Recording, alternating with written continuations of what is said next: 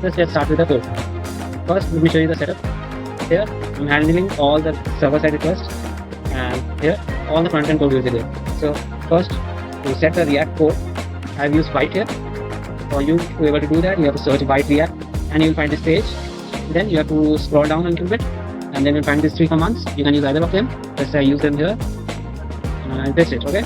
Next, we'll be prompted with 3 questions. As you can see, it asks for project name. Let me give the default name here. Then I can choose React, and then I have to choose either of this. And then after choosing them, the installation starts. But since I've already done that, I'm not going to proceed with the questions. I'll simply cancel it. Alright. So after you complete that step, you will find all the necessary files in the client folder. Alright. Let's start with the building landing page. Now see, for starters, I provided a router provider from React Router down. And here one more thing, we have to cast the router. So for that, we have created a browser router using this function. What it will do is it will handle all the routing for us. All we have to do is add the paths, and for each path what elements we are going to use. So what I've done is I create the routes separately and use them. So the second one will be used for as a compiler screen where we'll be editing the code. For now, let's complete the join rule first, where we'll fill the form to join the rule. Now we go to this here. As you can see, okay, let's do one thing then. I've given a template code to start with. Okay, so first thing we're going to need is a form. Let's add a form. Okay, let's add last name.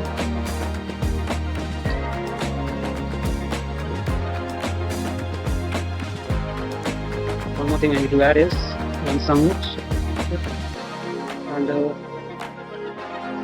submit. Let's add the function here.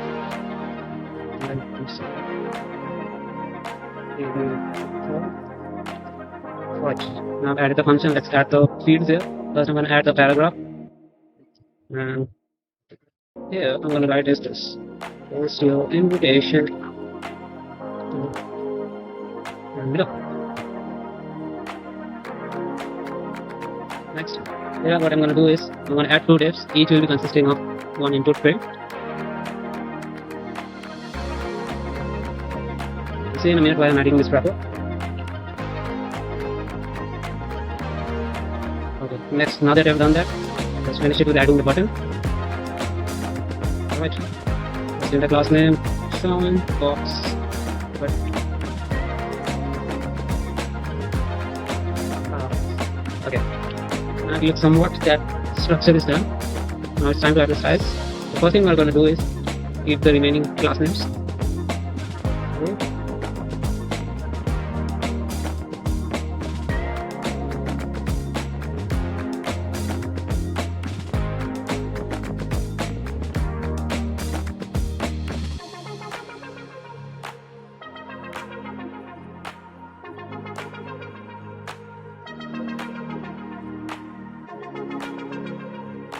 Okay, now that I've added the class names, let's add one more thing here. Let's add a label field. Let's see in a second why I'm adding this. Let's give it a ID.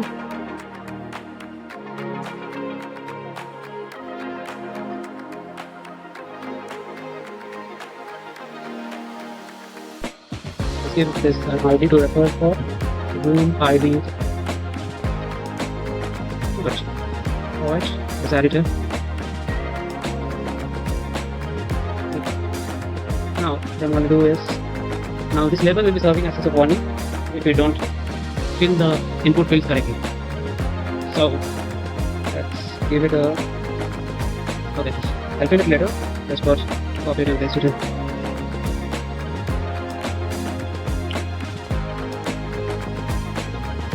Okay, I have to change the ID here.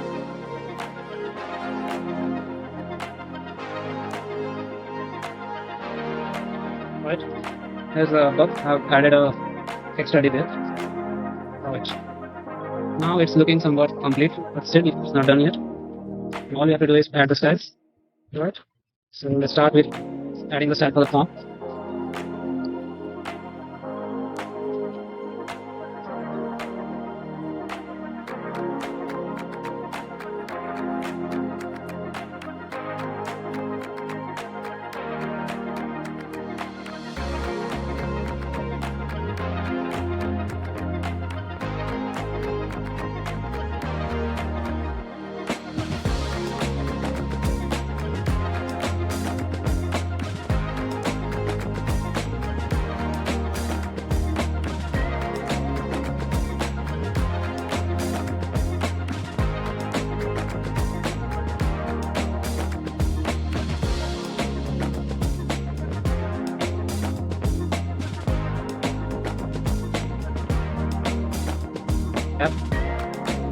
pixels. And as you can see, it's using the width to its full. Alright. Now one more thing this left is to add the styles for the warning here. Okay. I need to give it a class first.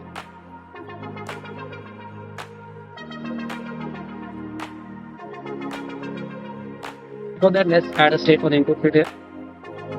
Now, as you can see, all the styles are coming together here. Okay. So first, I think the placeholder is missing. Let's give the placeholder. Placeholder, enter. Room ID. Same here. Test name. Alright. Is it working? Okay. I think I missed one thing here. Yep.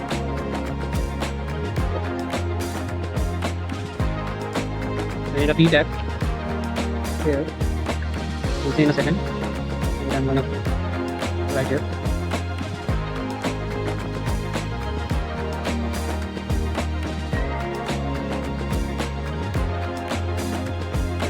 Yeah.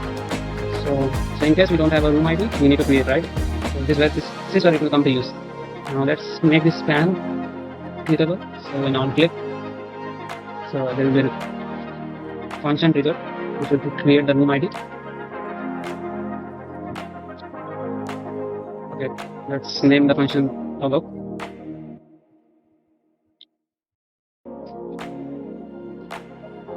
Alright. Now let's give the style too so that we can recognize that it is a link.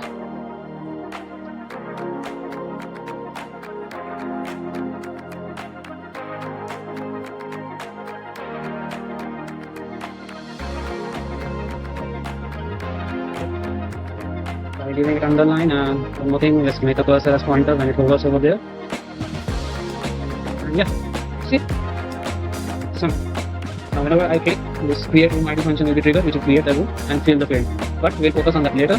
Let's first create a state for handling the input fields. Let's use state here. Give it a lazy loading to its initiation, so that every time it renders, it doesn't create a new value. It uses a value. It uses this default value on first render only. Okay, now I'm going to copy it. Right. Now let's name the state here.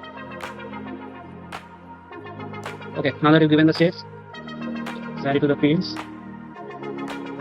So let's give it a value. Okay, so I'm going to use this value room ID, and on change, every time the value changes, it sets the value to the new value.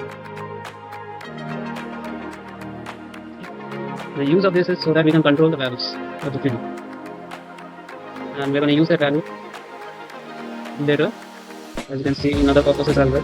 So first let me frame it here, value username, set username. Yep, it's all done here.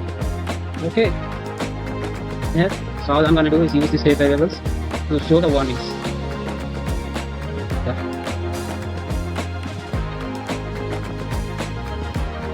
So I want to show the warning if the room ID is not entered yet in the field. So I'm going to give it a check here. The room ID is there. I'm going to keep the value empty. If not, it's going to show a warning. The room ID is too active.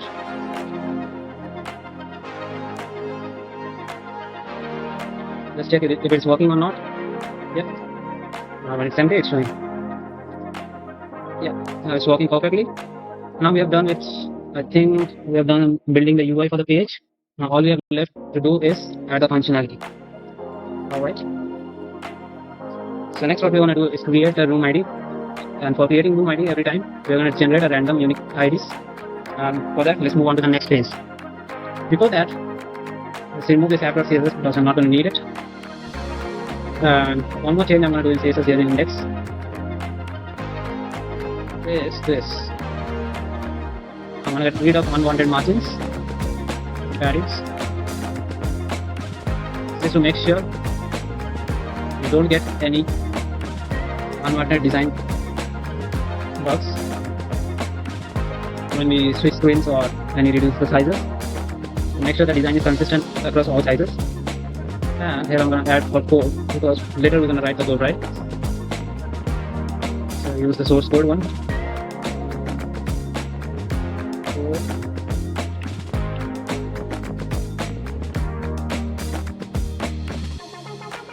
Already in suggestions. Okay, this is Korean new. Right, that will do. Okay, now that you have done that, let's move on. Now we can match the boxes. See, it is almost similar to the required one. Okay, now let's move on to creating the random UIDs. All the logic will be handled here in create room ID function.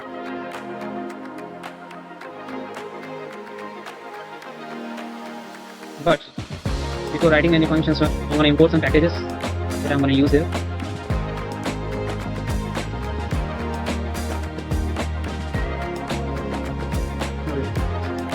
Now that we have done that, let's continue creating the room IDs. So first I'm going to go to this function. Alright, here let's try. First, always let's use try catch block. So here I'm going to set the room IDs. Here I'm going to use the package here, UID info, and simply calling this function will give us a random unique IDs, which will be setting it as the room ID field swag. And then let's add a notification each time room ID is created. For that I'm going to use this package. Hot closed. It's a very nice package to add notification. We'll see in a second why. Okay, I'm going to add post function here. Whatever I write here, since it will be shown as a success function that room created. Right. But it is showing error, right? So in order to use that host function, we need to first use the toaster component in this component so that host can be used. So toaster is the component used for rendering the notifications. And one more thing, yes, I forgot to give the catch here.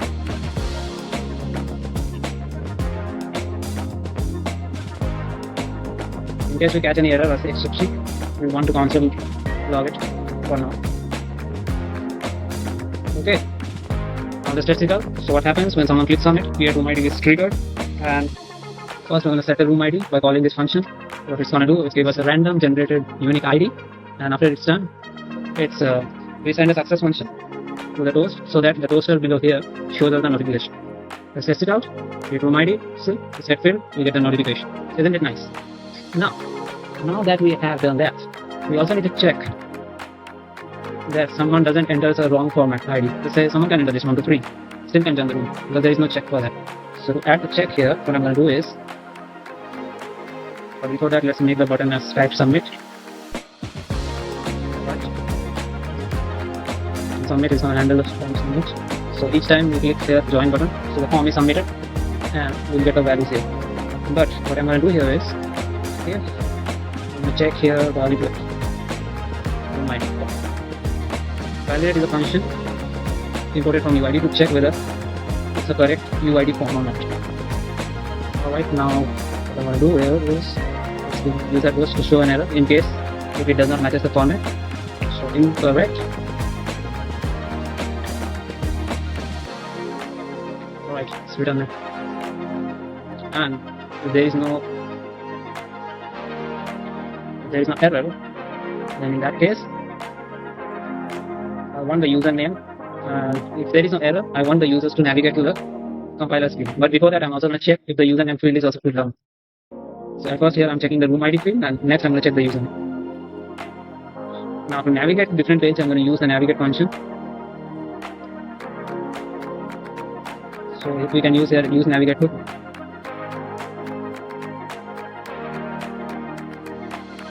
So slash room ID. What it's going to do is, if all the checks are successful, then it's going to redirect to the page, but I'm going to pass a state here as well, which contains the value username. We'll see it later where are we going to use it. But for now, just consider to change the path for now. Now let's test it out. Alright, I think everything is done here. Yep. We have generated the random UID strings. We have also added checks. And we are also showing notifications. Let's say if someone tries to write this, right? Wrong format of room ID. Add of room ID. See? Notification is shown, incorrect room ID. Now, let's say if someone creates this. Room ID is created. It's filled with a random UID. Let's give the name Sam. Sam press to enter. See? Now, if you remember, you go to the path. See? It's going to have the room value. And you can check the path here. Room 347. So after room, it's containing the room ID in the URL path. So as you can see, we are directly redirected the room. Now that we have done with generating random room codes, now let's move on to the next phase.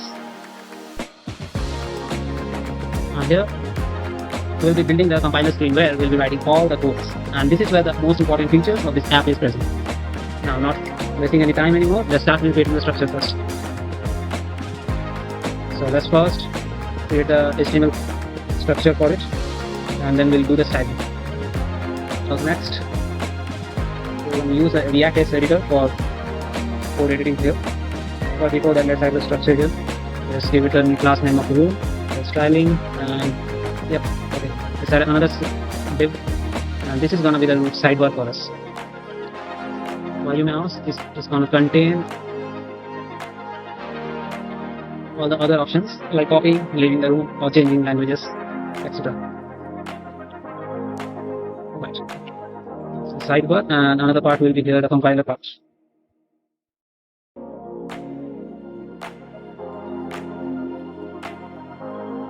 Compiler, let's do the AS editor here. Okay, let's just import the package here. Import AS React.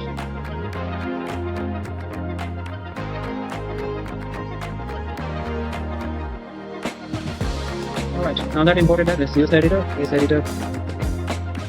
That's it. We have to give two options to them. You see, the editor is showing, right? Now let's add some styling to this. Okay, we'll add the styling later. Let's just add a placeholder for now. Over here. Alright, let's fix those. Yep, showing the placeholder. Okay, now we'll fill out the different other things later. Let's first build the sidebar structure. Okay, what I'm gonna fill it with is the div. Now this is gonna act as a wrapper. So you'll see in a second why. Now, yeah, this is the wrapper for users list. So, several users. Okay. Let's add another div.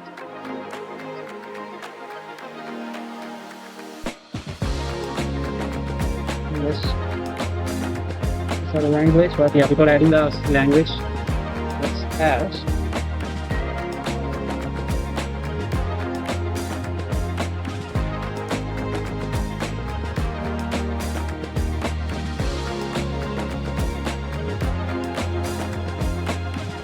sorry, it's a wrapper, and then inside that I'm going to give the select option here.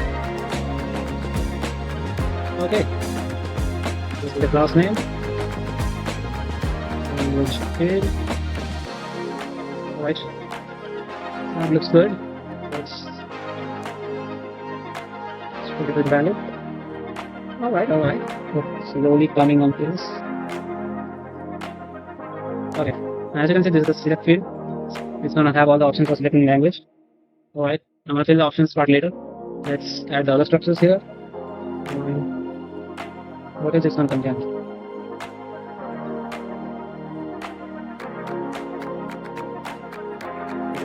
Since I'm going to need to add the key binding as well, let's do that here. Still here.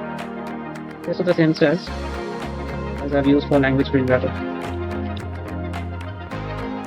And then what I'm going to do is let's use, okay, since the key binding field is going to also be a select option, drop it and change the values. Alright, now as you can see, we are having to select fields. Currently there are paras saying connected users,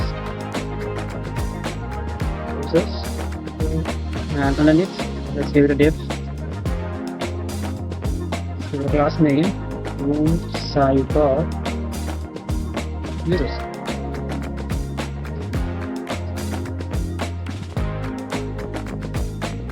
Alright, inside this is where list of users will be added. Okay, next I'm gonna need a button here. Actually two buttons, one for leaving and one for copying the room ID.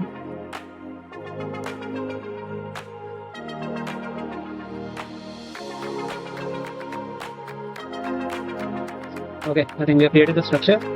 Now all we have to do is fill out the styles and rest of the options. Yeah. Let's make it leave for me. Okay. Now what we can do here is on submit, sorry, on click, you can for now initiate a function of 3 to 4. We're going to define this function later.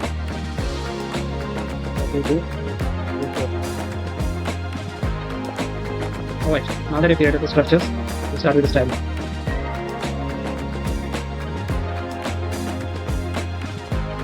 Let's see if I have imported the images. Yes, and use the styles. Start with the styling then. Okay, first for room, I'm going to give it a style here. Let's get a flex. Let's do the text action column. You can use grid here also, but I'm going to use flex for now. Height. I want it to occupy. So since it will be sidebar, I want it to occupy the whole height of the screen. And let's start adding them. 10 pixels. The size is bit. This will be the work then. Yep. Okay, 10 pixels of top, and left and right, and on the bottom I'm going to 20 pixels.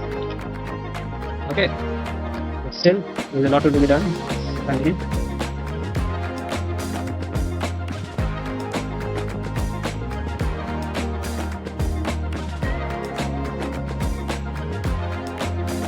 Okay, and since we did not give the options here, so that's why we don't see the values.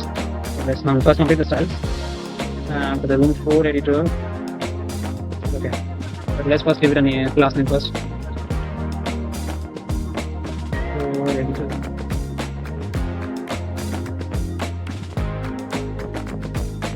Just for now, comment it.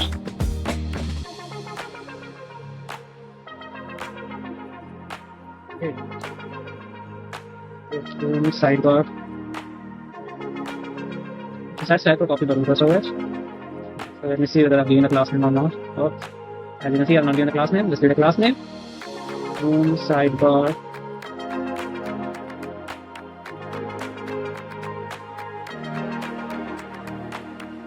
Let's give it a class name as well. Right. Only thing left to do is give it a style and make it 3. You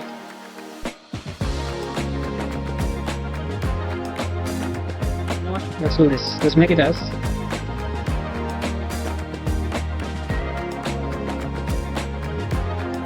I don't want to repeat the code, so what I'm going to do here is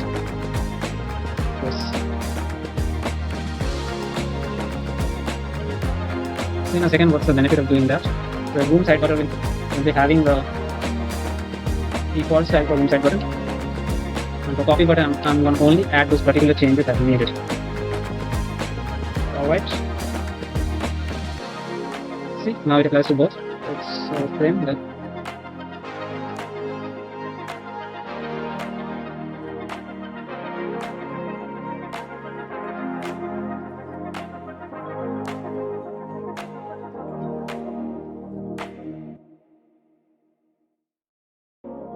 Okay, let's also have the styling for the users. Sidebar, users wrapper, square 10 pixels. What it's going to do is it's going to create a gap between each of them. It's going to slowly coming into effect. want. So these styles are for the desktop screen, but for mobile screens, I wanted to use this mentioned style.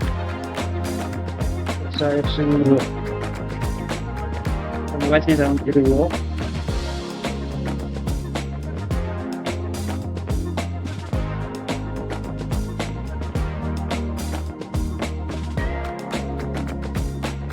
Other side, I have the fields here. So that I'm going to import some fields here. So this.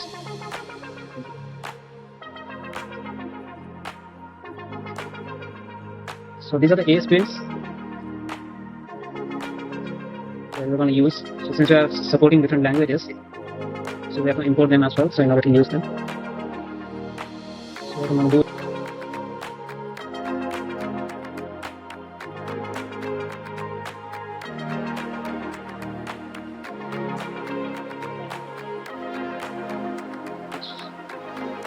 I'm going to import here the search box.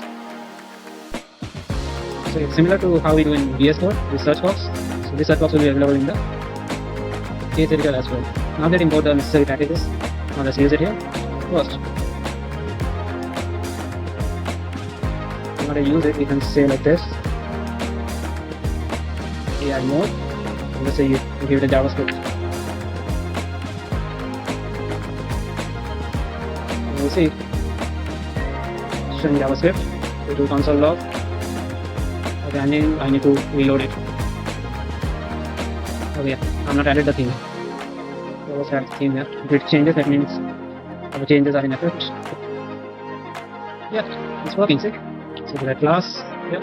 Let's add a keyword that is there in JavaScript. Yep. It's highlighting the keyword console log. So that means working. So let's give it a name. Lab engine. Also, let's do a bit of auto. I want to adjust so that it can use the styles that we are using in the CSS files. Okay. So also give the font size of 15. Let's make it slightly bigger. Yep. And one more thing I'm going to do is show print margin. Show the button. The basic things are done for now. Let's give it a tab size. Let's see what the tab size is. So let's make it a tab size is 2. So you can change this according to you. Also, let's do one more thing. In editor props, there is something called block scroll. So you need to be true. Yeah, I think we have done the basics. You can still add more. I'm going to add it later. First, this is the UI. Now let's fill the options here. Okay, so where is the select button? Here it is.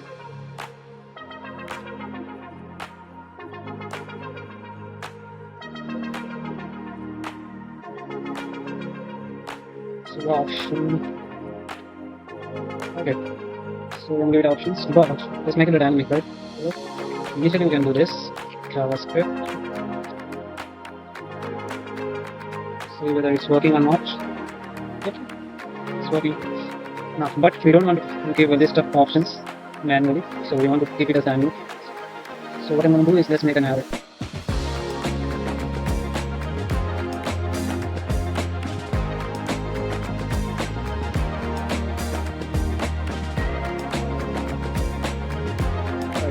Now that we have done that, let's also add the options for, let's make an array for key bindings as well.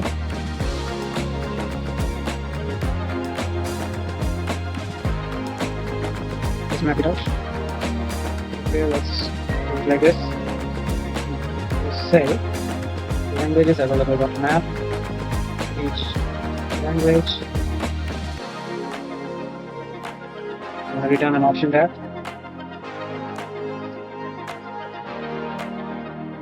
Its value is not each language. Just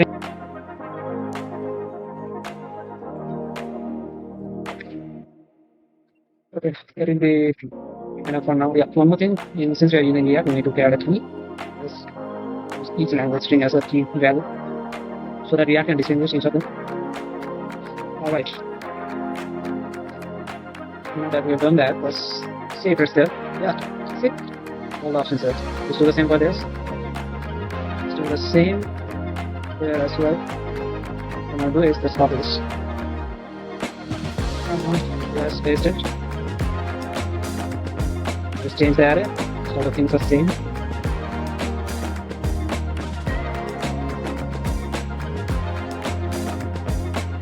Okay, now it's working. Yeah. Let's see. Okay, Vim Emacs default. Let's see Vim is working or not. Okay, since we have not added the Vim here, let's add the Vim.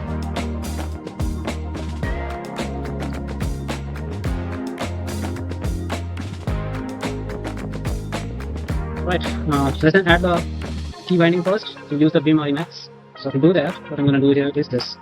That's keyboard handler. Here I'm going to provide that value. Okay, I can simply use this now. Set it to Vim set. It's working. But I want to make it dynamic so that when we change the options, it applies.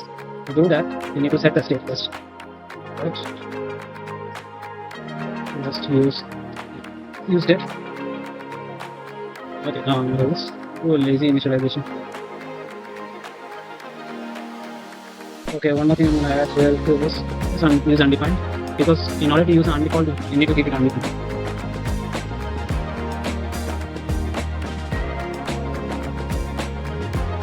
Alright, select what I want to do is on change. Start a function column. Or should I write it here as such? What do you think? Yeah, I think it's better to write a function in our. Just write a function with a name and a language change. Alright, how does it sound? Okay, since it is not defined, that's why it shouldn't be error. No worries. I'll define it right now. And the language change. Let's use it since the select is also similar to input, so we get a value.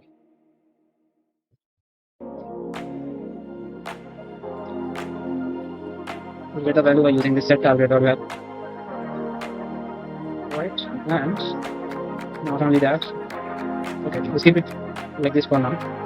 And you know what? Let's create another function which will handle the same for key bindings. Let's name it as 4 key bindings. How about that? Now I'll set the value here, set to key binding as e.target or 12. Now we can do that, but when you use the default, I named the default, but in order to use the default key binding, we need to set it as undefined. So I'm going to add a check here, see whether it's default or not. So when the value is default, it's going to be undefined, or else the target value. And that is the optional value that is selected. Now, since I have not used the function yet, that's why it's not working. Let's go to the select field. Yeah, here it is. Okay, let's name the change. Key binding for the field. That means I'm gonna have to do this as well. Now use the state variable. So what you do is it will help us take control of the select option, just like we did for the input fields. So I'm gonna do the same here. Go to the definition set, press the state variable. Alright. Let me format it a bit, alright. Now it looks clean. Easy to understand as well. Now let's test it out. I use Vim, as default. Yeah, it's running default. Use Emacs. But I'm doing this now. There is something I did not done right, maybe. Let's check it out. Right? Okay, let's check the language. Oh, yeah. Forgot to do this. Have to use the state variables, right? So let's go to binding. Yeah. It's the language here. Yeah. You see now it will start to use Emacs here.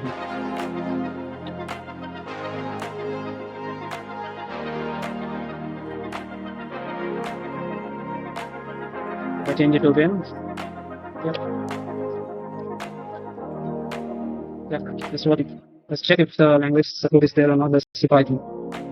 Yes, it is highlighting as a keyword, but if we change the type, there is no such print keyword in the TypeScript. That's why it is not highlighting. So it means it is work. Alright, I think we are almost done. We have almost completed the UI part. We have added the functionality for basic functionality for code editing. But we are not sharing it. This is all happening here only. So we have not yet created a WebSocket connection, which will be done on the next phase. But let me see if there is anything left to do. Yes, copy to clipboard. So that is not implemented yet. Let's implement that. How about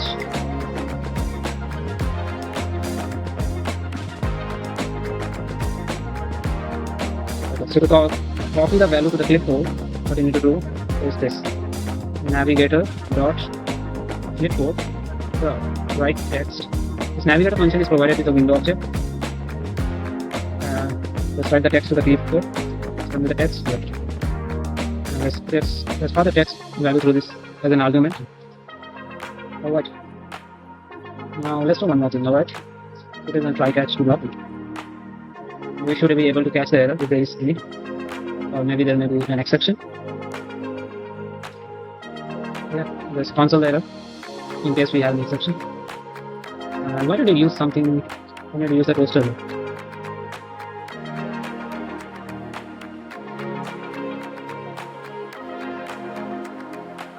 And it will do. Let's use the toast function here. So whenever we copy, we would like to show it as a notification that it is copied successfully. But since we are not passing the text yet, so it's not copied yet. So it's only passing the object, that is the event object. So let's change that.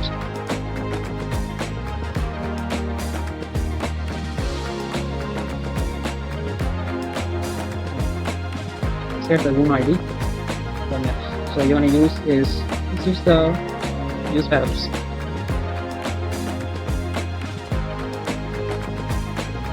Use params. What it does is whatever the parameter that we have passed, it gives us those params in an object form. So the console log the room ID here. Maybe we can directly copy it. Let's see. So it's going to give us the object here. Yeah. So what you need to do is since it is an object with room ID. Yeah. So whatever parameters we pass here, since if we go to app.files, I have given a colon and I pass the room ID. So it will use this as a key and it pass the values whatever is given, that is the room ID. And that's why I'm writing this key exactly as same as that. Now if we copy the room ID, let's see. Yep, it's working. You can share this room ID like this for other persons. Alright, now I think we have done the creating the UI, basic functionalities of code editor, and this changing the language support. Vim looks very good, but there is one thing left to do, that is to add the users. So for example, here, if you remember, I have to go to join room and submit. When you navigate, I pass the state value as username. So I'm going to use that username to show it here. Right, let's do that. First, let's create the structure for that HTML. Here I've given the space room side by users. I'm going to do it here. So before that, let's do one thing. Let's make it dynamic accounts. Let's create an array here.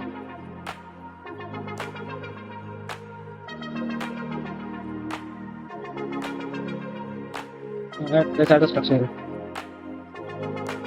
So for every page users,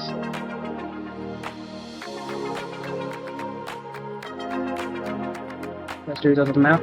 Map to each user, and for each user, what I'm going to do is I'm going to return an HTML tag.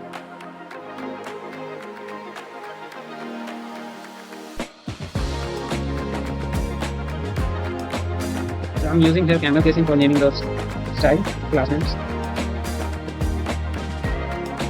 Now for each user, there is two things that will be there. One is going to have a name and an avatar. Avatar will be a square showing the first letter of the name. Let's do this. Let's do. See the page user has some value. See whether it's working once. Set avatar name. Now it's working. Style it. Now let's style it first. Okay. For avatar, let's last name.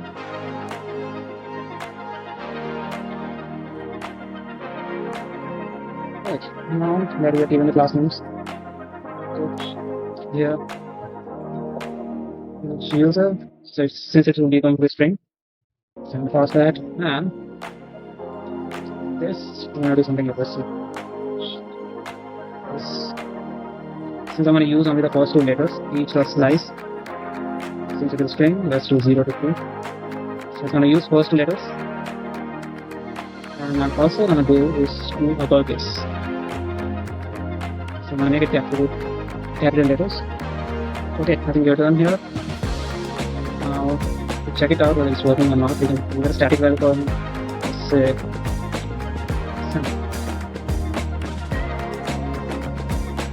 I think okay, I've used each here. I've used each user.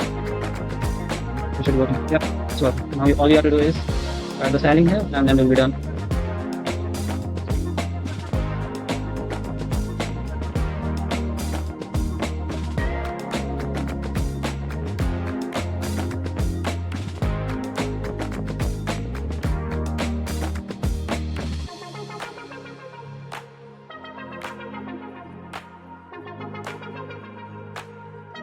I want the name to be visible, slightly highlighted.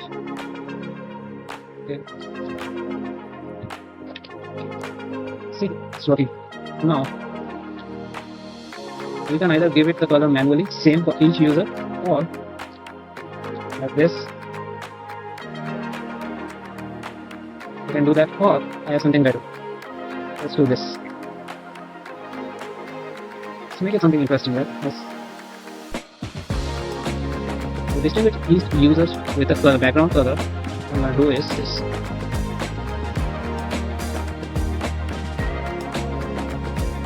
Right, let's use the style object here and background color.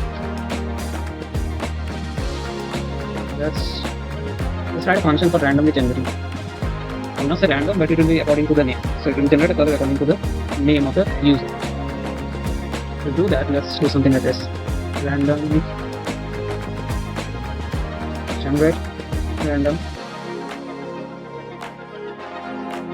color. Right, and here I'm going to pass the name of the user. Which user? Yeah. But since I've not defined the random color function, that's why it is showing the error. So let's fix it.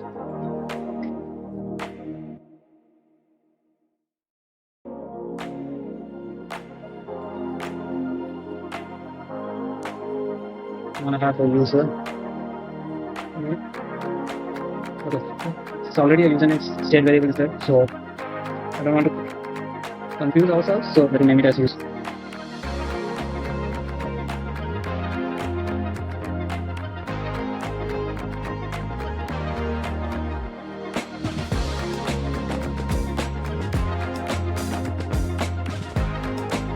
The bitwise operator, do a left shift up. I'm going to shift bitwise 5 times towards left, and that's all. So this is an algorithm to generate a unique ID every time according to the name or the string that we are providing. You don't remember the name of the algorithm, but I'll share it in the description later.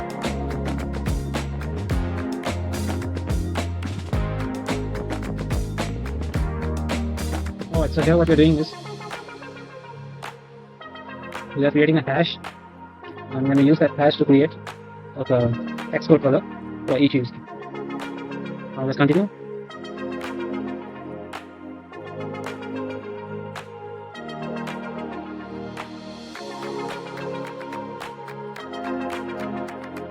So now that we are done with it, generating the user color, let's try it out.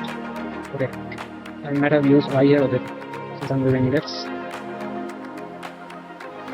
Okay, now you can see, so every time it generates according to the name.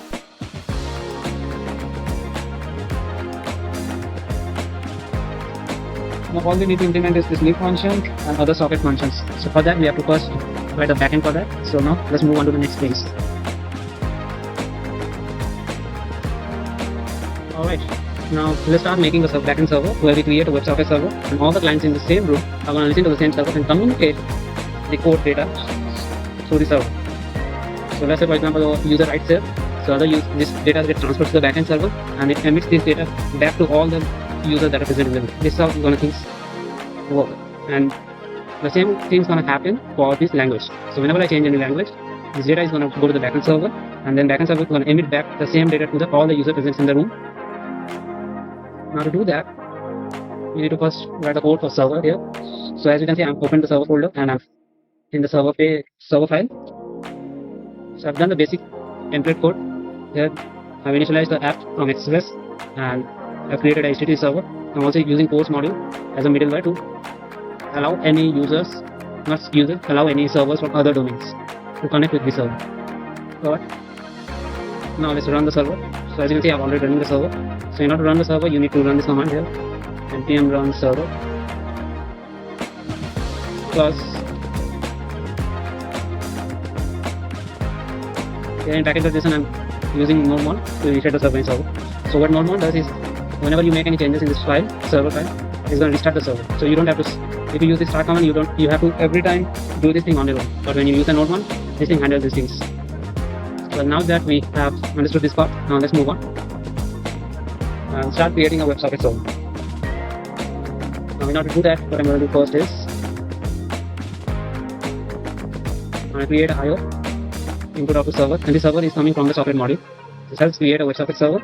I'm going to pass this HTTP server to this, and in options I'm going to pass post option and origin start. This means that I allow all the servers from other domains to connect with this server.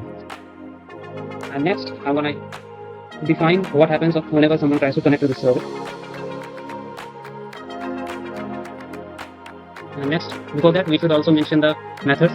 There are two methods that we are going to allow, get and post. So these two are only needed here. Next, I'm going to just explain this in a second.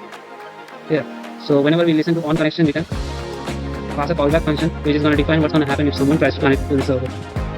Now, the reason I have initiated to declare two objects here, socket ID to users is going to store the user's name mapped to socket ID, and each socket is consider each socket as an user. Whenever a user tries to connect, it's going to have a socket ID. Consider it as a connection, and this object will be used to store the code for each node. Alright, and we will be manipulating through these two objects whenever the user tries to change some data here. Either it could be code or language, or whenever the user leaves. So these two objects are going to be manipulated. Now let's define an event here. So after the connection is made, the server will listen to an event where we can name that event as when a user joins.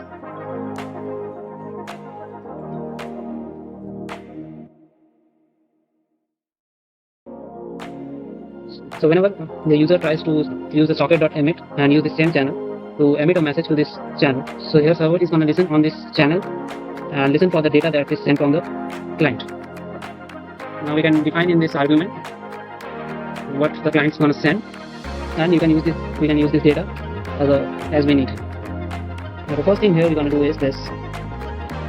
The data that we're going to need is two things: the username from client and room ID. Once we get that data, what we can do is this. We're going to use the socket to use this map object, and now each socket is having an ID. Right? We're going to use this ID as key for this object and store the username. But here it will be an object. We'll see in a second why.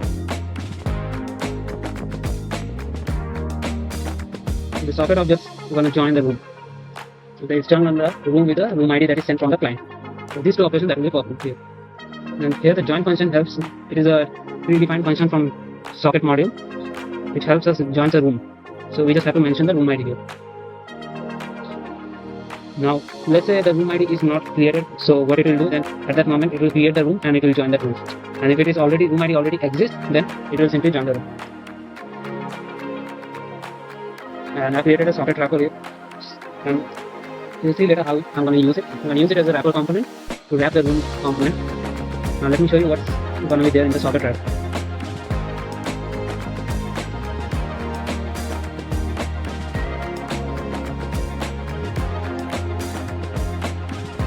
Okay, from here I'm going to use the IO. And I'm going to use this IO to connect with the server, WebSocket server. So let's create a socket object. IO.connect, and here I'm going to pass process. Since we are in development, we can only use localhost here. Now if you use this code for production, what we can do is we can define an environment variable here. What it's gonna do is there is an environment variable defined. It's gonna use that. And then you provide the production URL, production backend URL for that. Right now, since you're using development, so therefore we're not going to provide any value here. It's going to automatically use this local host tool. Okay, now that we have done this, okay, this params you can get the room ID, from location you can get the state value. So as you know, we are passing the username as a state here, and the room ID is passed as a room ID parameter after the room slash. This value will be present in the variable room ID. Now time to use this. Also, one more thing we're going to need is once navigate. I'm going to use the navigate function here to navigate to different URL. You see in a second while I'm doing that. But now let's use use effect. So in order to use the socket events or socket functionality, we need to use it under use effect. Okay. What you're going to do is we need the software.emit, and you're going to use this check for any errors. What you can do is you can copy so that you can avoid any errors. And then you can, as you can see what you have defined, we need the username and room ID in an object form.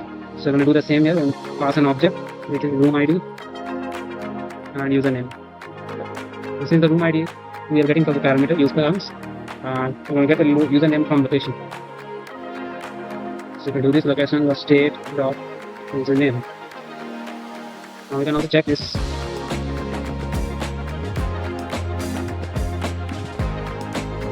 And generally we can see yes, I'm passing here the username value in the state object. So this is what I'm accessing here using the location. Now that we have the value, we're going to pass the value here, and as you can see in the server it will be handled. We get the value and handle, and we pass the username to this object and room ID to make sure that the user joins this room. Now next what you're going to do is you want to add some checks here. You don't want any users other than logged in user to be able to join the room. So in order to do that, we're going to add checks in a way like this. Alright, what it's going to do is, in case if there is a user other than logged in user trying to get into the room using the same URL or state, so what it's going to do is it's going to navigate it to the home page, and it's also going to replace the history. So replace with what it will do, it will delete the previous page that was visited and replace it with this home page. And next we can also pass a notification.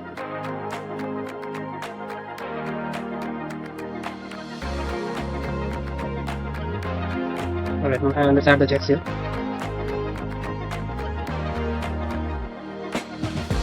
So you check whether location doesn't exist or not. And if it exists, then only we are going to pass the children. Or else, we'll show this message while they are trying to navigate it to the home page. In case the connection is slow, this message will be shown. Sounds good. Now, one more thing we need to do is we should be able to pass a socket object to the children, because we are going to need it later in the room component menu. So let's take an example. So whenever an user tries to change a data here, so you'll be emitting an event here which will be passing this new old data that will be sent to the backend server. So for that we need to pass the socket object from here to the child. In order to do that, what we can do is we use a function here, drops the children, and I'm going to define this function in a minute. So it takes two values in children, and another value will be in socket object.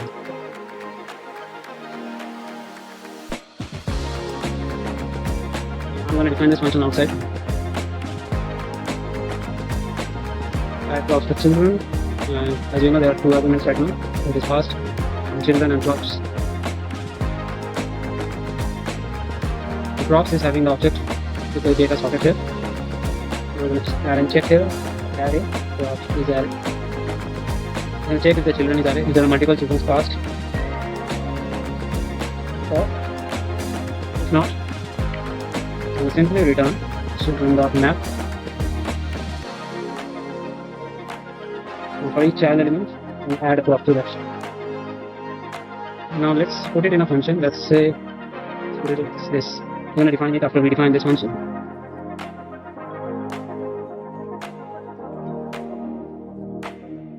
This is for if there are multiple children here, and in case there is only single child passed as a children, they want to do is simply return add props to React. We define function. Just wait a second. Pass children and props. Right. So let's define this function. Add props to React element. So I take an element. And next thing it's going to take is the props.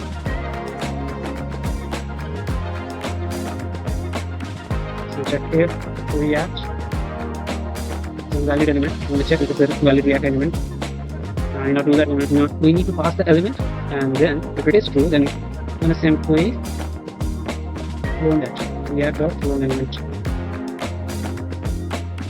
Now what it does is clone this element, and we can pass the props there. I'm going to create a new element out of this element with the props passed. And if it is not a valid React element, we will simply pass the element without any props. This is a check in case it is not valid element, to make sure we do not run into some errors. Right? So I need to use this function. So in order to use this function, I need to also have to check here location.state. We use a username. That is true. So, or else I'm going to run this function. Yeah. So if the username is passed as a state, then only it's going to emit the event. Because we know it's going to whenever we fill the form, then only the username is passed to the string. We cannot do that by writing the URL. By URL we can only write the room IDs, not the states.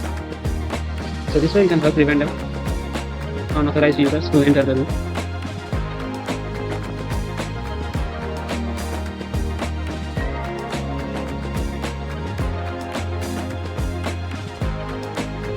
Okay, now that we are done here, let's move on to next thing.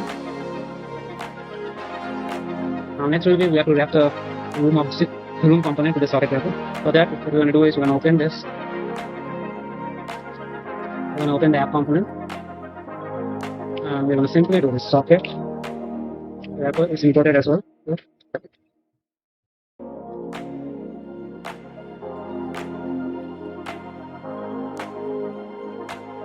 Okay, so what I've done is I've removed the process.define file.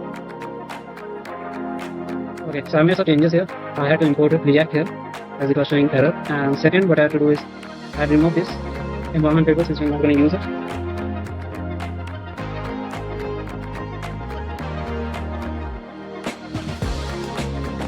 Yeah, it's not letting me enter the room, as you can see. I'm going to try it and then we can copy the URL. Paste it here. Yep, not allowed. See, it's working. Great. Now that we have done this part, now let's go into the room. Okay, now what we're going to do here,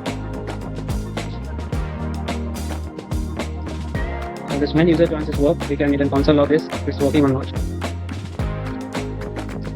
Say console log.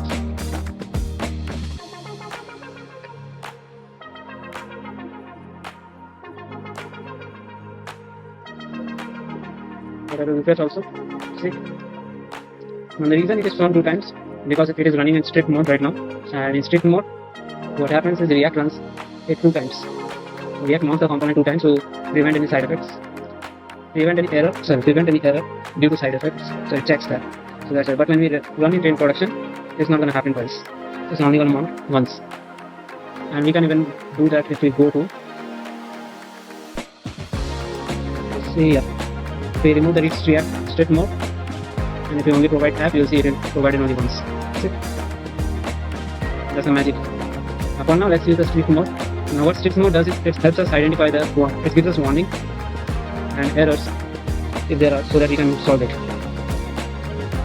If strict mode is not passed, the checks are not done from the React side. So that's all.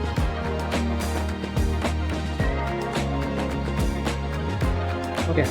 Now that the user can join the room with the backend's permission, now let's complete the rest of the part when user joins. For that we have to go to this server part, and there are still a lot of operations to be done here, but before that let me do this. So I should know when the user disconnects. So if I check on this channel, what happens is I can write a callback here. It's going to trigger this function only after the user is disconnected. Okay.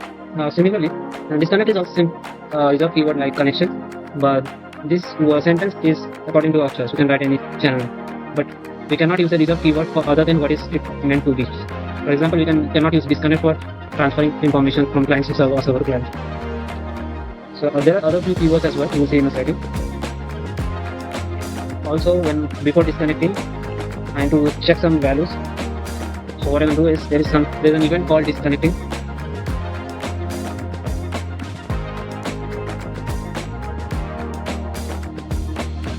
And disconnecting is also here and reserve keyword. Now, as we know, there are two data that can transfer between the client and server. One is the code and one is the language. So we can define events on code on language change, or better, we can do this update language.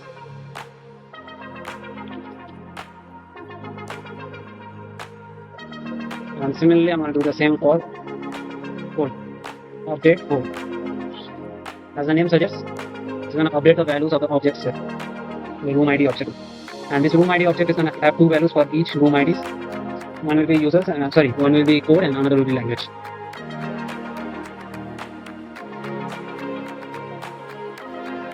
Alright, I'm going to add two more events. For language, we're going to need two events. For updating, one event, and it's going to listen to another event that is called, let's name it as syncing the language. What syncing the language is going to do is sync the data among all the users in the room. And I'm going to do the same for the code. So after an update is made, syncing the code. After any change is made in language or code, first the update will be called from client side and then syncing. Okay. Before doing that, so whenever a user joins, let me add the events here for code and languages as well.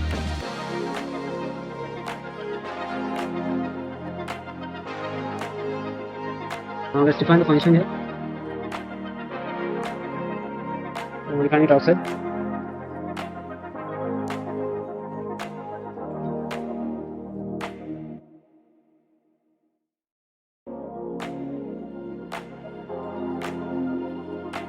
Yeah, what I'm doing here is I'm getting all the socket connections list from the room, and next I'm creating this array. In the end, I'm going to return this array. And before returning, I'm traversing the socket list and checking if each socket connections is present in this username. As you can see, whenever a user joins, it is showing the username with this ID. So each is going to be the ID, each ID is going to check. If it is present, then only I'm going to push the username of that user to this username. It means the name of the users that are present in this room are going to be saved into the user list array, and it is returned to this function. Now next, what I'm going to do is, after I get the list of users present in this room,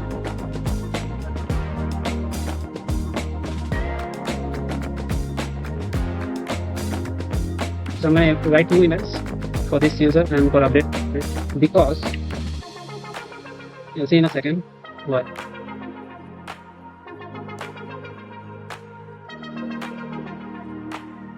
Here you can use to and in, both going to perform the same functions. Now, the reason I use this again is because when you use emit in socket or in room ID, what it's going to do is it's going to emit this data for this event, listening to all the clients, all the users that are listening to this web socket, except this socket through which I'm right now communicating. So due to that, I'm going to separately have to make a connection. I have to separately send the data to this user to its socket ID on this event, or else the data won't be transferred to this user. Next, what I'm going to do is I'm going to send all the changes of the code whenever a user joins. Let's say it is not a new user, a second user joins this one. and let's say Sam has already written something here. So whenever a second user joins, he should be able to see this data, right? Now to do that, I need to send the currently whatever code data that is stored here in this object. I'm going to send that to the user that has currently joined. It's going to check if the room ID is present in this object. It means it has the code data.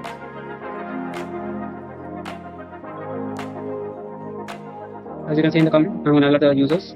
The new user has joined. So for that, let's create and emit an event socket in this room.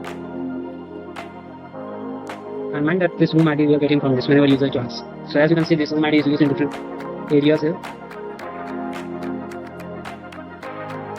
Alright, now I'm going to mention the name of the event. Member joined.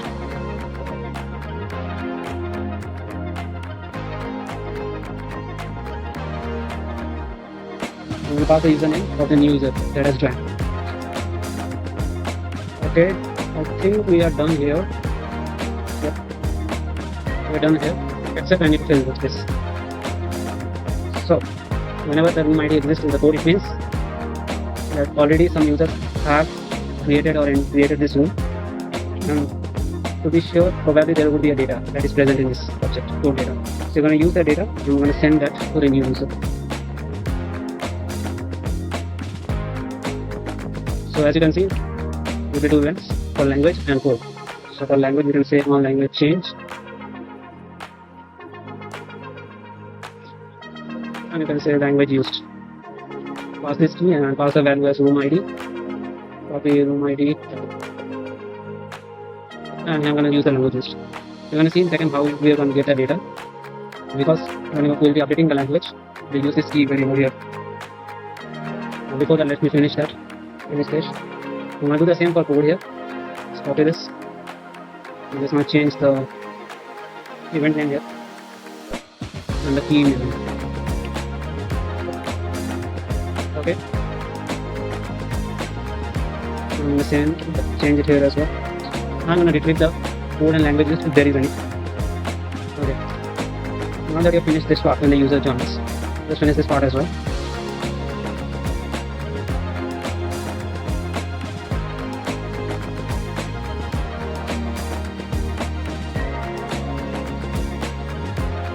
What I'm going to do is on update language, I'm going to run the same check here. But before that, you need to have the room ID and language used to, right? So room ID, I'm going to pass from the client. So whenever, for example, clients update the value here. So what it's going to do, I'm going to write and code to emit an event from update language that passes the room ID and the language used. This is how I'm going to get these values. I'm going to check if this is present or not. If it is present, then I'm going to simply update that value.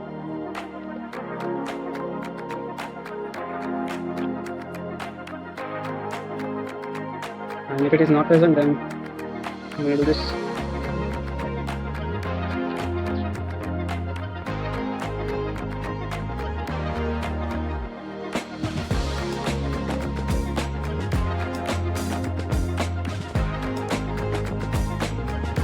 As you can see, if it is not present, I'm going to create a key variable. I'm going to create a key with the same name and pass the value here that we get. So that later, when we have the value, we just change the value. Okay, enough with that. Now I'm going to do the same here for the code. Then copy this.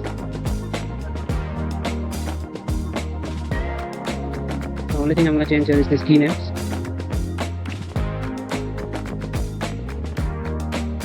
And similarly, I'm going to pass the value to the room ID. Cool.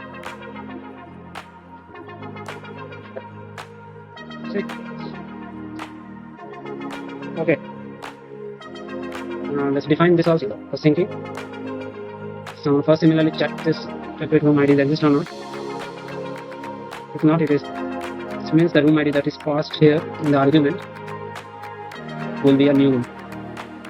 Okay, the socket. Let's do same thing. I'm gonna go to this room in the socket and I'm gonna emit an event there. Language change. What we're gonna do is we're gonna use pass the language that was currently updated here. You're gonna see it all together when we put it into use in the room room file here. Then this all things gonna make sense. Just stay with me for a few minutes there. Okay, I'm accessing that language used value that is updated here in this portion, and I'm gonna pass this value all the numbers that are present in this in the present in this room. And I'm gonna do the same thing for code also. Same. I'm gonna change the name here. We'll change. Now it's gonna get the room ID from the client here. I'm gonna use it to check if it is exist or not. If the room ID is there, then only in this sync.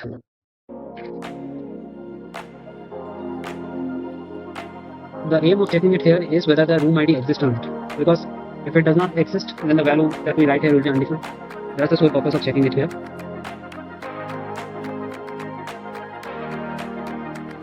Okay, I'm going to access the code here.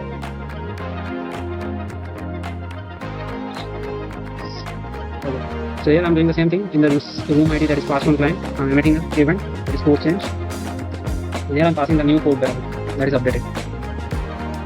Now reason I'm doing only emit here because,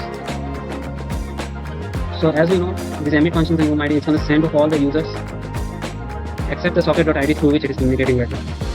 Let's say through SAM it connected. SAM has changed data, so SAM's currently socket ID will be through which it got the current data. Now, since he is already having the current data, we don't need to send in the data. We just need to send the same data to all the other users that are present in the room. So that's what we are doing here. Same for the code and same for the language here. Okay, I think we are done here. Let me check. Yeah. And another thing that is left, in case when the user tries to disconnect, as you know, it will notify the server that it is disconnected. Before disconnecting, this event is triggered. So here in this case, what I'm going to do is I'm going to, for this room, whatever data that I've stored, I'm going to remove that. That's the sole purpose here of writing this function here. So let me show you how I'm going to do that. Also, one more thing. Here we get an argument called as reason, where it is a string value mentioning what's the cause of disconnection. But we're not going to use it because I'm not going to need it. Socket.rooms. So this is a value. It stores all the rooms here in the socket connection that is present for each. I'm going to traverse to each room and I'm going to check if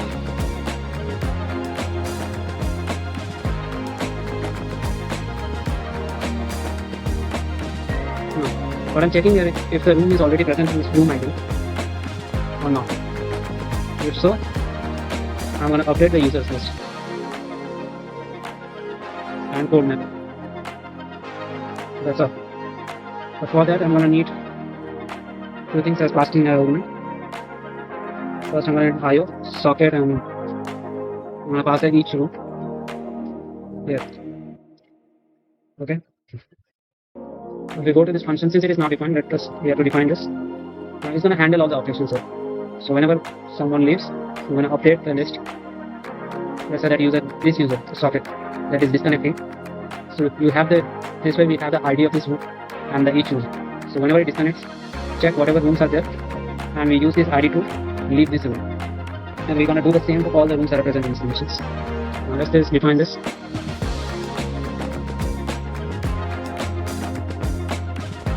Now I emit an event that a member left for the room ID that is leaving.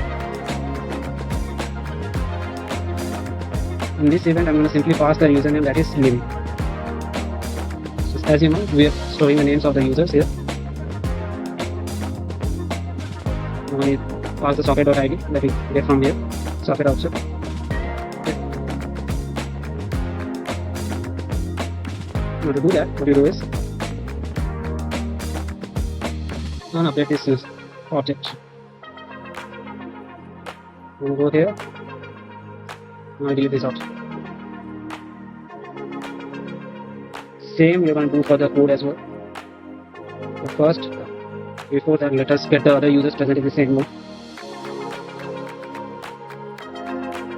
Alright, now that we have the list of users that are present in this room, in this room ID, what we're going to do is simply, after the list is deleted, everything is done. Here, we are going to get the current list of users, and in this user is not going to be there. this user list is the updated one. So right now what you want to do is you want to use this event that update the client list, and along with that we are going to send this new current value of user list.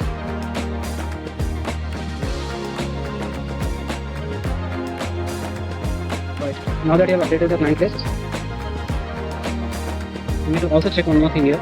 Let's say the user list length is 0. That is after this user lists. So since we are triggering this function on the disconnecting event, and disconnecting event happens when the user leaves. We are checking if any users are left or not. If not, we're going to delete this data.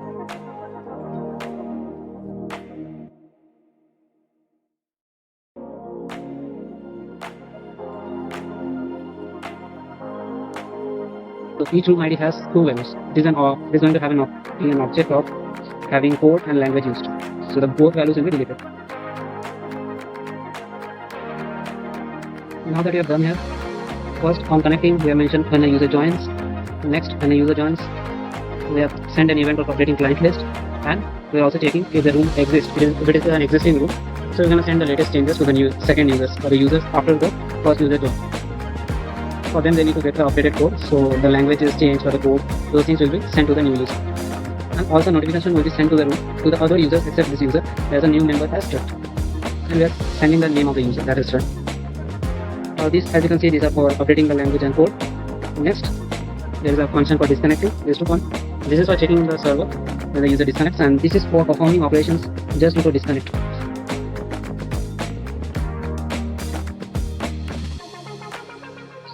So the reason we are running this function on the disconnecting event, not disconnect, because when we run this socket.in room ID, so it will not run the emit event, because at that time that socket connection would have already left the room ID, this room ID.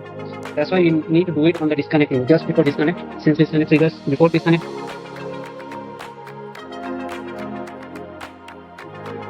Alright, now we have completed the server part. Okay, now we are back to the room file. Now here we are going to simply use these events that we have declared here. Update language, sync language. How we are going to use it? That's what I'm going to show you. Now we have everything here. Now to use this socket, since we are wrapping the room with the socket wrapper, it means if we see in the socket wrapper, so each children is going to have this password. That means we can access this object socket value here. So we can write it here. Socket.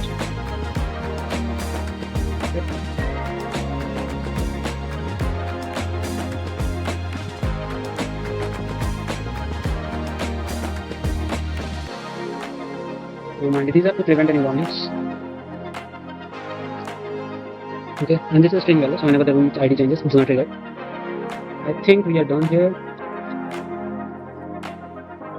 Okay, and since only socket events will be there, socket events will be added here, so that's why I have only passed the socket object. So I'm going to listen to all the events here, all the socket events.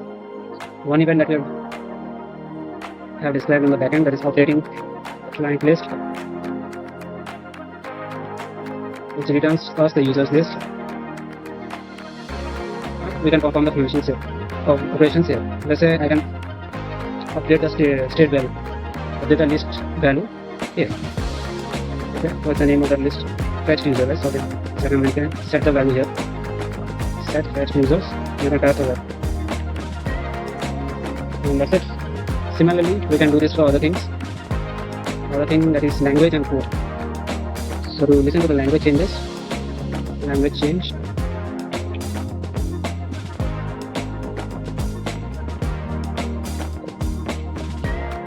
If we go to the backend, we can see not this. That's when the user joins, it is emitted on language change. From server side, whenever anything comes, it's on language change. We're going to send the language if there is a present.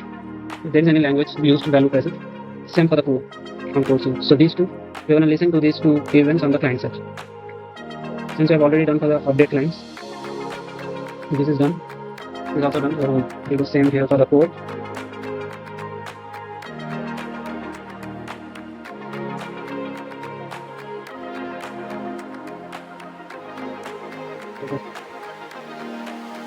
What you can do is on language change, you can use the set language. You can use the state variable, and you can update the state variable value using set language. And I'm going to simply pass the string variable. So this is a string value, and pass it here. And for code also, since code is also string, set fetch close. Code. Let me see if I think I have set a variable. Links. Okay, I'm sorry. I'm not declared any state variables here for code. Let's do that const code. No, fetch code.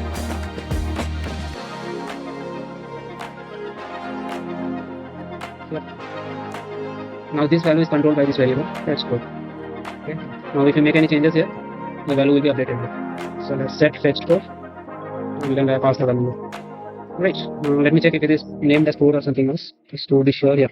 It is passing the key as code. Okay. Right. Now is there anything else? Any event that is left to check on the client side? Yeah, you should listen to updating client list on language change and code change. Okay. Now the thing. Oh yes. We have to also listen to the members leaving and joining. So as you can remember, there is two events based on that: members joins and leaves.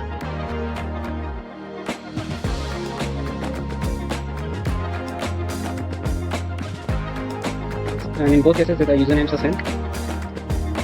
So one thing if you notice on the second argument we write as a function and we emit, we only pass the value as an option. So since it is coming in the from, let's check where is new member joined. Yeah, see new member joined. When you write emit, we just pass the value. Its key name is username, and we write it as on. When we listen, we have to pass a function which will be triggered. So username, and next we can use this username. What I'm going to do is here post. I'm going to use the post function to show us a notification. Basically, it's not a success, it's simply an info. So let's use it as username shown. Okay, when anybody joins, it's going to show us a username. It is for the other users. So any other user whenever joins this room, will show. I'm going to do the same here. Now you would have probably guessed that it's going to be same here. Username. I'm going to show that they have left. Copy this.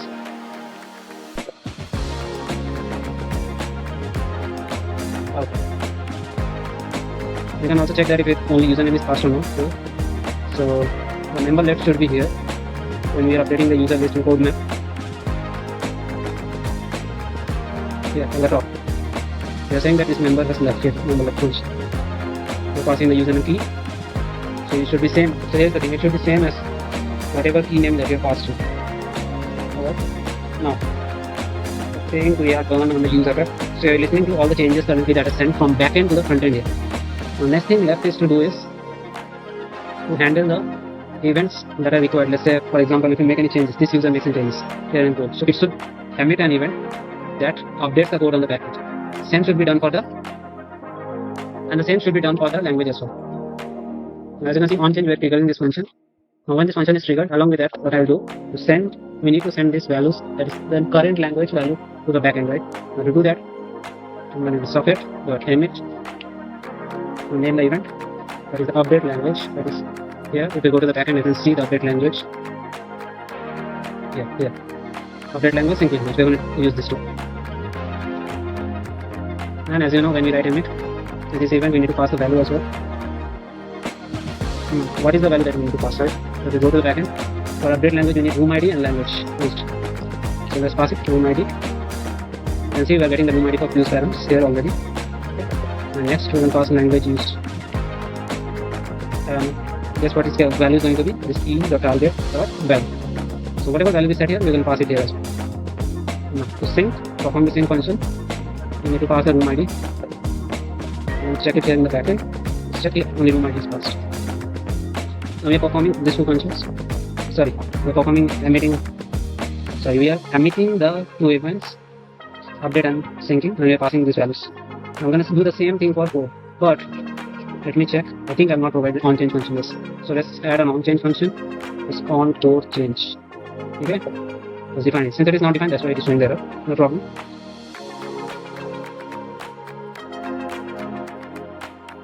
Here, its on change value is slightly different from others. instead of event, it directly receives the value. So here since it is string, so new value is a string, so you can directly set the value, new value. Set the export, okay.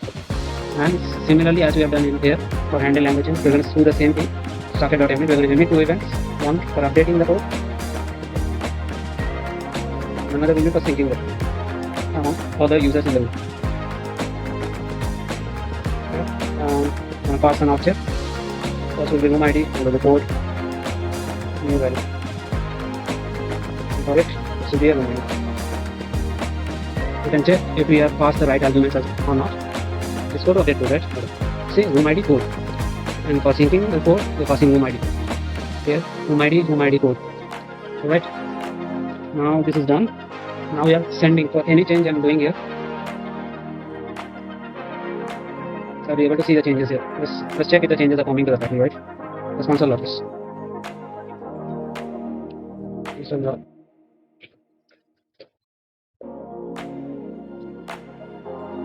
Let's check the same for levels to see whether these things are working or not.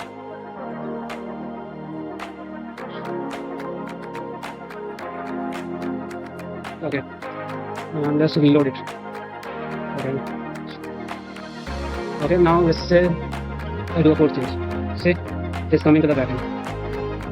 So it means the socket update code is triggered from here. So it means on code change code, it sets the values and goes to this, triggers this function and passes the value. And now to check this whether the code is synced with for other users or not, we'll check in a second. But before that, let's check if the language is sent to the backend or not. Let's say select Python. See, Python is sent to the backend. HTML, TypeScript, yeah. The next thing we need to check is whether other users are able to see the changes or not, right? Now to do that, let's copy this. Obviously, he is not going to enter the room because of the socket traffic position. It checks. Okay, first we will copy this room ID. Paste here. This name is Suzanne. Alright.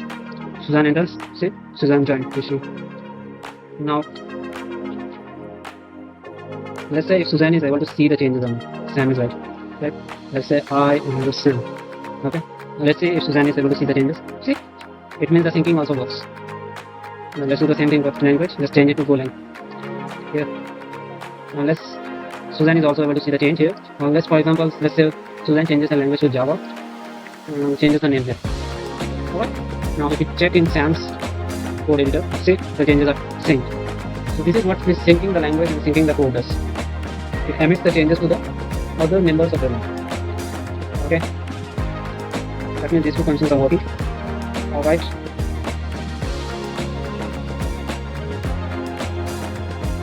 Now you can guess only one functionality is left, that is leave. So right now only there is no function trigger. Okay. What you can do is on click. Let's use handle leave.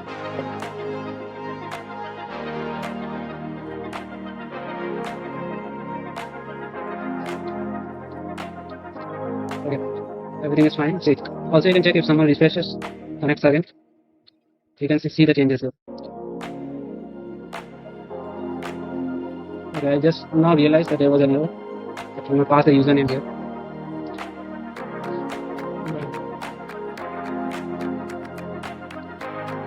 Okay. Now let's write the standard function. Since we are having a socket object on here, so we use it to disconnect first. Disconnect from any room that is connected. Disconnect.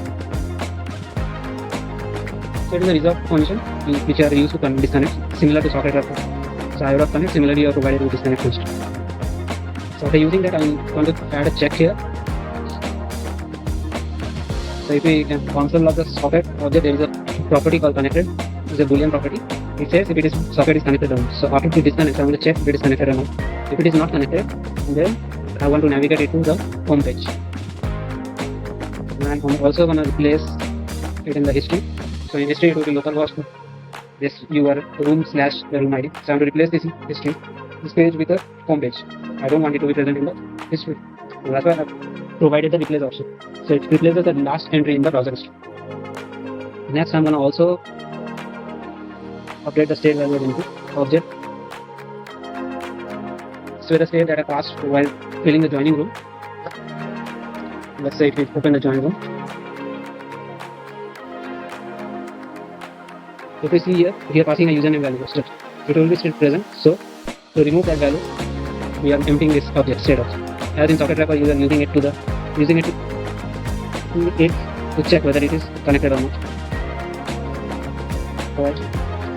Then now that we are done here, I think yes, leave function will work. Let's see.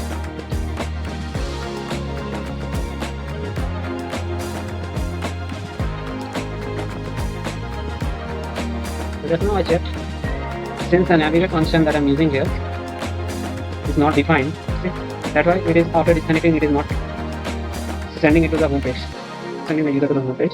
So, some changes this person. Okay. Suzanne leaves. Yeah, it's okay. Suzanne left. When list was updated. See, and if you try to go back also, it's gonna go back at PS2. But in history there is no such case as /root/id. This is gonna help prevent user from joining in other than without filling the form. Okay, and the user can again join the room. See, sorry, not clear. And this time let's say the username is written Susie. See, Susie has joined here. We're gonna take the, so this is shown because of the React strict method, but in production it will be shown only once. We can check also. But before that, let's check all the functionalities are working or not. Susie done. Let's say Susie dash. We change the language. TypeScript. Okay. In backend also it's done. Now Susie dash. Alright, I am Susan. Yep, it's showing. You can write also functions. Let's say if it is showing the keywords or not. So top. Yeah, it's highlighting the keywords. And then also check loss. This it's working or not.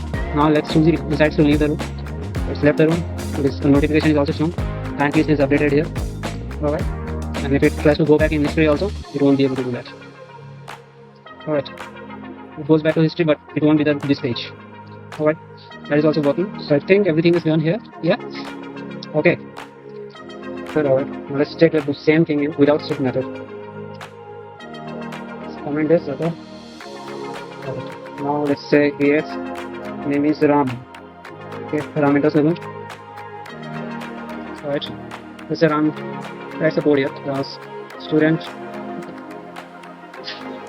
Now you can copy the room ID and let's say another user tries to enter the room. His name is Shyam. See, Shyam, the list is updated. And since the strict mode is not used, it is showing only once. Now let's say Shyam wants to fill that. Constructor. Let's see if it's working or not. Yep, it's working. Shyam wants to leave the room. Left the room. See, it is only showing once. So it was, as you can see, it is only happening with the strict mode. Alright. You can even, so also one more thing, before deploying any code, you should always run the build command and check whether things are working as properly. So when you run the build command and try to run it, the notification will be shown only once, because in production files, the strict mode is not run. Alright. So guys, let's get started with the demo.